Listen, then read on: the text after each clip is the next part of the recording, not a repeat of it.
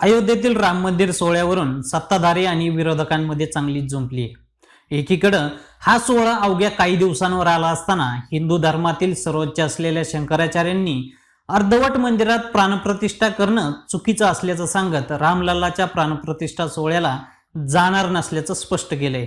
त्यावरून केंद्रीय मंत्री नारायण राणे यांनी हिंदू धर्मासाठी शंकराचार्यांचं योगदान काय असा प्रश्न विचारत शंकराचार्यांनी केलेल्या विधानावरून टीका केली आहे। राणेंच्या या विधानावरून आता काँग्रेस चांगलीच आक्रमक झाली आहे।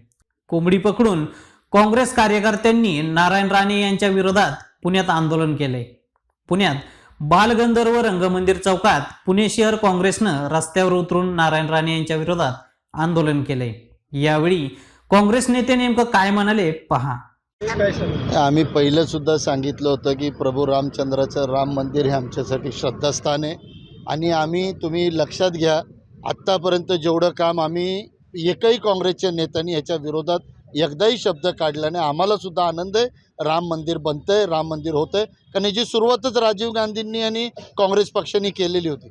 पण ज्या वेळेला नारायण राणेसारखा आव्हान देतो आणि हिंदू धर्मगुरू शंकराचार्यांना एवढा खालचा नेमतो की आमचे मोदी मोठे आणि शंकराचार्य खालचे, त्यावेळेला नारायण राणेसारख्या व्यक्तीचा निषेध केला पाहिजे। ह्यांचं राम मंदिर हे फक्त एक पॉलिटिकल इव्हेंट आहे, हे याच्यातनं सिद्ध होतं। पोटामध्ये एक आणि ओटामध्ये एक हे भारतीय जनता पक्षाचं आज निष्पन्न झालं आहे। आमचं आव्हान आहे या भारतातल्या प्रत्येक नागरिकाला की या पद्धतीचं पॉलिटिकल इव्हेंटनी पाहू नये। याला आपल्या धर्माप्रमाणे, आपल्या भावनेप्रमाणे काँग्रेस पक्षसुद्धा आपल्या वेळेप्रमाणे आम्ही आमचं दर्शन घेणार, आम्ही आमची भेट देणार।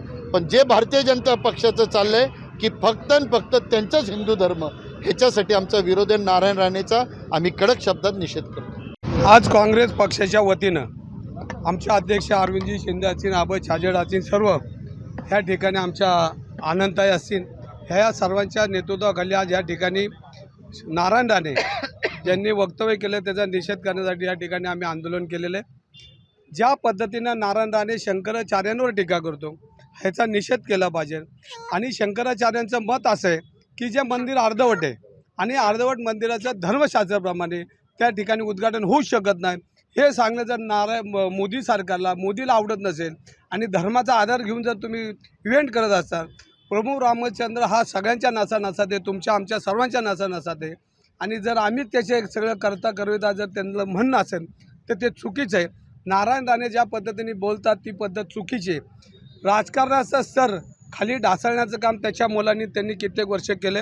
मागच्या काही काळामध्ये शिवशाहीर बाबासाहेब पुरंदरेच्या बद्दल बाब्यासारखे शब्द त्यांनी उच्चारलेत आणि भारतीय जनता पार्टीला हे कसं आवडतं, कारण त्यांनी भुकण्यासाठी ही लोकं ठेवलेली आहेत आणि त्यातलं काल त्याचं भुकणं एकदम चुकीचं आहे। कारण शंकराचार्य हे आमचं श्रद्धास्थान आहे, आमच्या धर्माचं श्रद्धास्थान आहे, त्यांना अधिकार दिलेत आणि त्या अधिकार जर अशा पद्धतीने भारतीय जनता पार्टीची लोकं बोलत असतील आणि मोदी शंकराचार्यांपेक्षा मोठा आहे हे जर दाखवण्याचा प्रयत्न करत असतील तर ते चुकीचं आहे आणि याचा आम्ही निषेध करतो।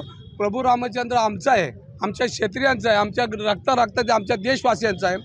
तत्कालीन पंतप्रधान राजीव गांधींनी पहिल्यांदा अयोध्येमध्ये कुलूप काढून देशवासियांना क्रांतिकारक निर्णय घेऊन दर्शनाला खुला केला होता, हा आपल्याला इतिहास माहिती आहे।